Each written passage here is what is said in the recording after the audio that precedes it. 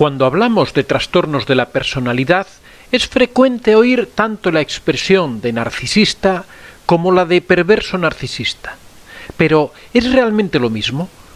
En su sentido semántico, el narcisista sería aquel individuo que se siente el centro del universo, o al menos de su universo, cree que siempre tiene razón y ve a los demás como inferiores a él y por tanto cree que han de tratarlo con respeto.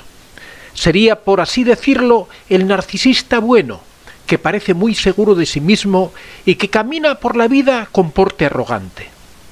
En el caso del perverso narcisista, a esto uniría una absoluta falta de empatía que lo hace despreciar a los demás por inferiores y que no le importan los medios para conseguir todo aquello que se propone y va dejando a su alrededor un rastro de dolor y sufrimiento. Aquí traigo un compendio de 21 preguntas con sus respectivas respuestas que nos permitirán definir perfectamente al perverso narcisista. Según el psiquiatra Alberto Iger, los individuos perversos narcisistas son aquellos que, bajo la influencia de su grandioso yo, intentan crear un vínculo con un segundo individuo, arremetiendo especialmente contra la integridad narcisista del otro para desarmarlo. También atacan el amor propio del otro, a la confianza en sí mismo, a la autoestima y a la creencia en sí mismo. Los perversos narcisistas son considerados como psicóticos sin síntomas, que encuentran su equilibrio al descargar sobre otro el dolor que no sienten y las contradicciones internas que se niegan a percibir. O dicho de otro modo, proyecta su locura en el otro, su víctima, volviéndole loco para salvarse u ocultar su mal. Les llamamos narcisistas porque necesitan ser admirados de una forma patológica, buscando exageradamente reconocimiento y llamar la atención. Por otro lado, se reconoce la perversión por la tendencia a querer satisfacer sus deseos y necesidades a toda costa y a utilizar a otros para sus propios fines. Primera pregunta: ¿es verdad que no sienten empatía real los perversos narcisistas? Ellos mismos fueron heridos en su infancia e intentan mantenerse así en vida. Esta transferencia de dolor les permite valorizarse a costa de los otros. Algo repetitivo en su discurso: yo nunca me arrepiento de nada. La perversión narcisista sería un medio para la persona de no llegar a delirar, de que sea otro el portador de su caos y no caer así en la psicosis. Son personas que no soportan los conflictos internos, que han tenido una falla narcisista, carecen de empatía y de sentido de culpabilidad y arrepentimiento. Estos dos últimos rasgos son los que les diferencian principalmente de cualquier otra persona. Segunda pregunta: ¿el bombardeo de amor es la primera estrategia del perverso narcisista? El perverso narcisista, estructuralmente realizado, utiliza el vínculo familiar, profesional o amoroso para someter al otro. Necesita esta proximidad para ejercer su influencia y no le permitirá a su víctima que tome distancia. Internamente es frío, no conoce la culpabilidad porque proyecta cualquier afecto y no duda en culpabilizar a los otros. Los valores, sentimientos y el comportamiento del perverso narcisista cambian en función de las personas y del contexto que le rodea. Externamente es amable y puede fingir compasión y simpatía. Es seductor y, si es necesario, puede ser puntualmente muy servicial, sobre todo si esto le permite alcanzar sus objetivos, a menudo a costa de los demás. No tiene nunca en cuenta las necesidades ni los sentimientos de los otros, salvo para utilizarlos, manipular a su víctima, aislarla y lograr que haga lo que el perverso quiera. Es egocéntrico y, aunque también es un mentiroso, exige en la otra persona la perfección y la verdad. El perverso narcisista, generalmente hábil con las palabras, utiliza el doble sentido para manipular y posicionarse como víctima para que le compadezcan o incomodar al otro deliberadamente. Incluso si no tiene valores propios, utiliza la moral y los valores de los demás para lograr sus fines. Puede presentar razonamientos aparentemente muy lógicos para justificar sus acciones y puede ser celoso e infiel. Para revalorizarse, se alimenta de la imagen de su víctima. Cuanto más la desvaloriza, más fuerte se siente. Si experimenta angustia, rápidamente esta angustia se la hace vivir al otro. Tercera pregunta. ¿Cómo es la seducción perversa de los narcisistas? Esta se desarrolla en dos fases. Primero la seducción y luego la violencia. La seducción perfecta se hace utilizando los instintos protectores del otro. Es la seducción del perverso.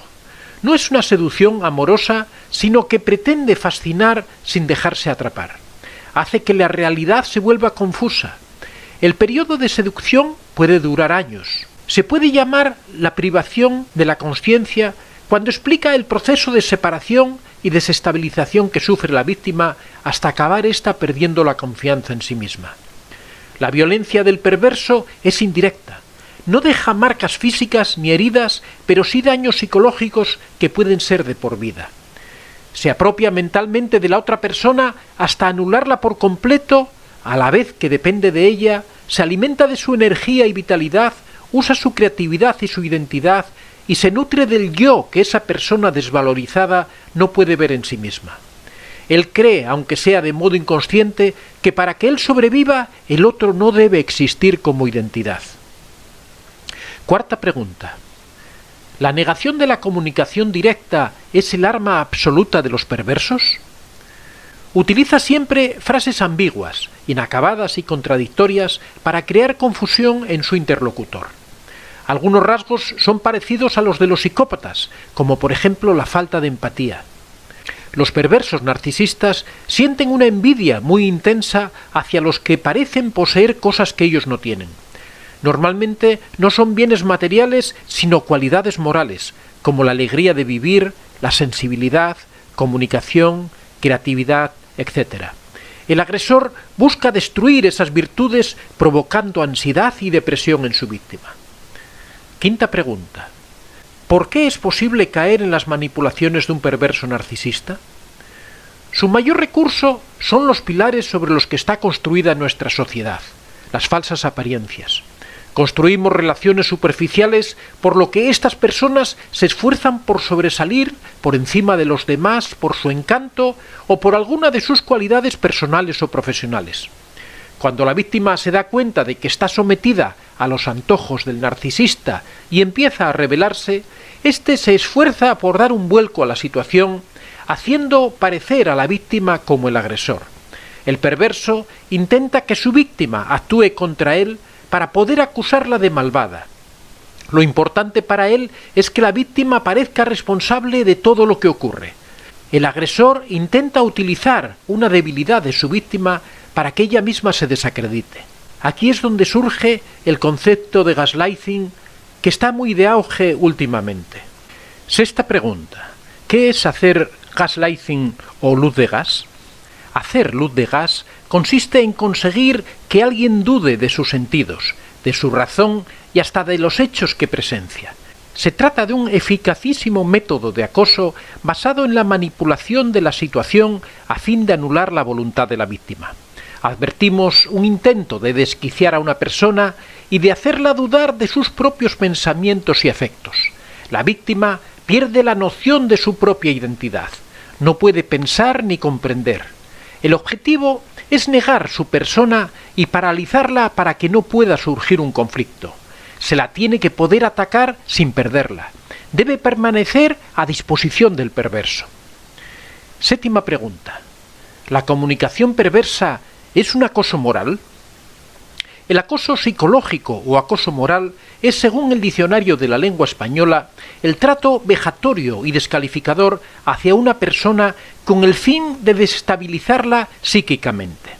El acoso psicológico atenta contra la dignidad e integridad moral de la persona. Uno de sus objetivos es desestabilizar a sus víctimas a través de la comunicación. En primer lugar, se hace de falsas verdades. El mensaje de un perverso es voluntariamente vago e impreciso y genera mucha confusión. Como sus declaraciones no responden a una relación lógica, puede sostener a la vez varios discursos contradictorios. También se abstiene de terminar sus frases. Los puntos suspensivos son una puerta abierta a todas las interpretaciones y a todo tipo de malentendidos. En lugar de mentir directamente, el perverso prefiere utilizar un conjunto de insinuaciones y de silencios a fin de crear un malentendido que luego podrá explotar en beneficio propio. Los mensajes incompletos o paradójicos son una prueba del miedo a la reacción del otro. Las cosas se dicen sin decirlas, esperando que el otro comprenda el mensaje sin tener que nombrarlo. El discurso del perverso es un discurso totalizador que enuncia proposiciones que parecen universalmente verdaderas. El perverso sabe, tiene razón e intenta que el otro acepte su discurso con el objetivo de arrastrarlo a su terreno. Los mensajes paradójicos no son fáciles de identificar. Su objetivo consiste en sumir al otro en la confusión para desestabilizarlo. De este modo, el agresor mantiene el control de la situación y enreda a su víctima con sentimientos contradictorios. La mantiene en falso y se asegura la posibilidad de hacerla caer en un error. Octava pregunta. ¿Cuál es el proceder de un perverso? El proceder del perverso es la destrucción sistemática de la otra persona durante un largo periodo mediante sobreentendidos, alusiones, descalificaciones, desprecio y vacío. Una sutil estrategia para confundir al otro. Y si el otro se queja, el perverso lo acusa de susceptible. Siempre niegan el conflicto. El placer del perverso es doble. Primero cuando engaña o humilla a su víctima y luego cuando evoca delante de ella la humillación.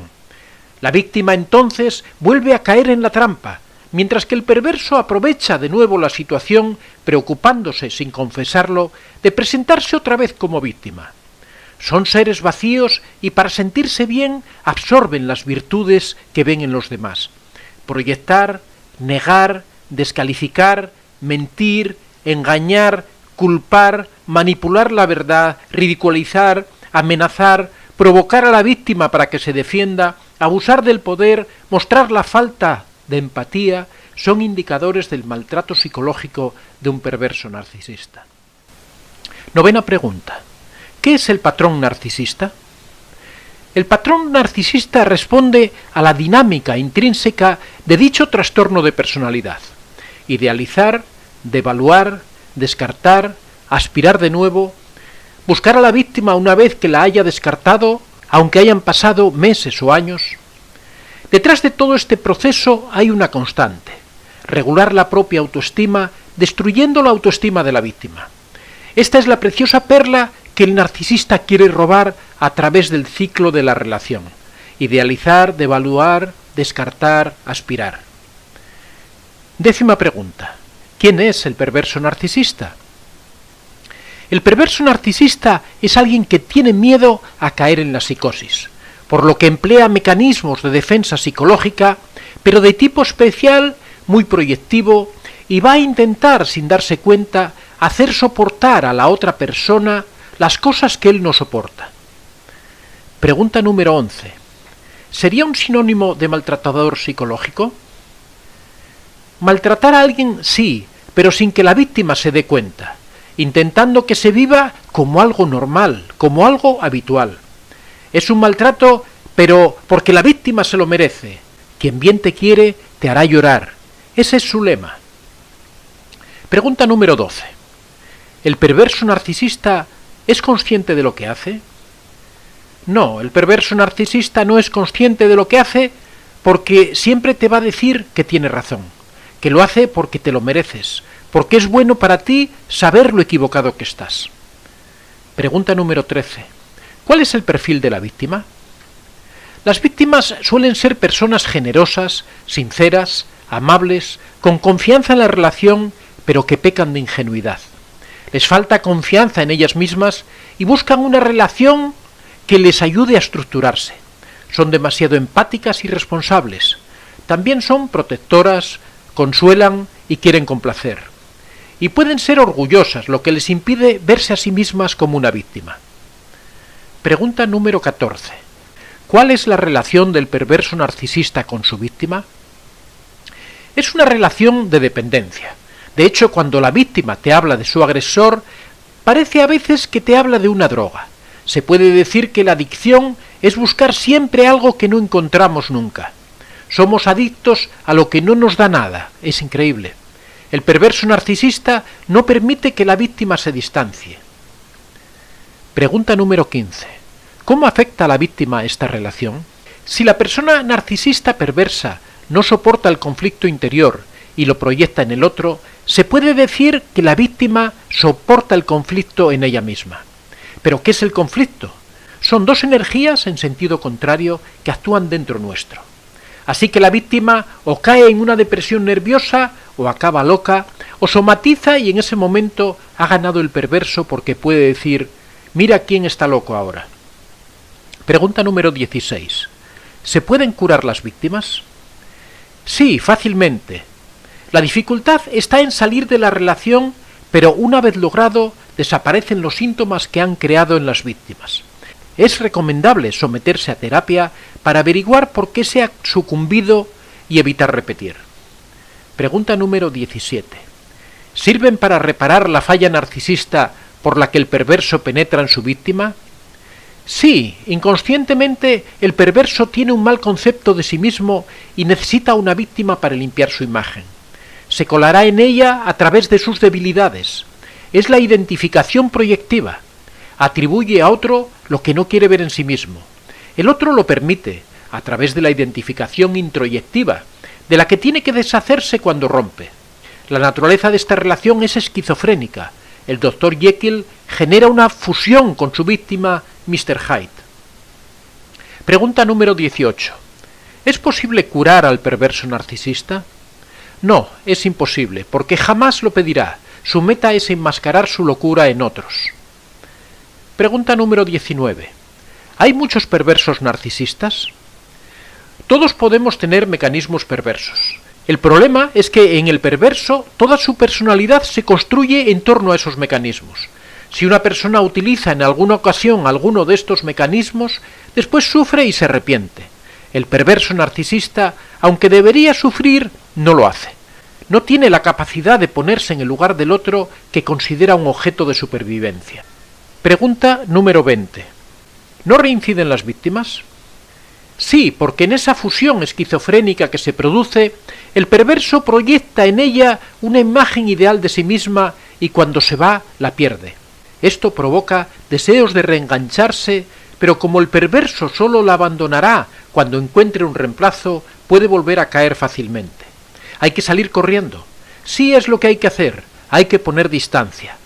El perverso puede volver a llamar, a decir cosas agradables, a embaucar.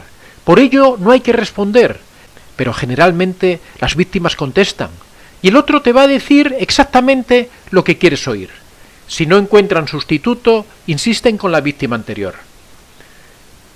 Pregunta 21 y última. ¿Tiene solución el perverso narcisista? No, porque jamás lo pedirá. Su meta es enmascarar su locura en otros. La suerte para la víctima es que en 3 meses puede librarse del germen. El perverso nunca podrá funcionar de otra manera. El mejor regalo que podemos hacerle es dejarle.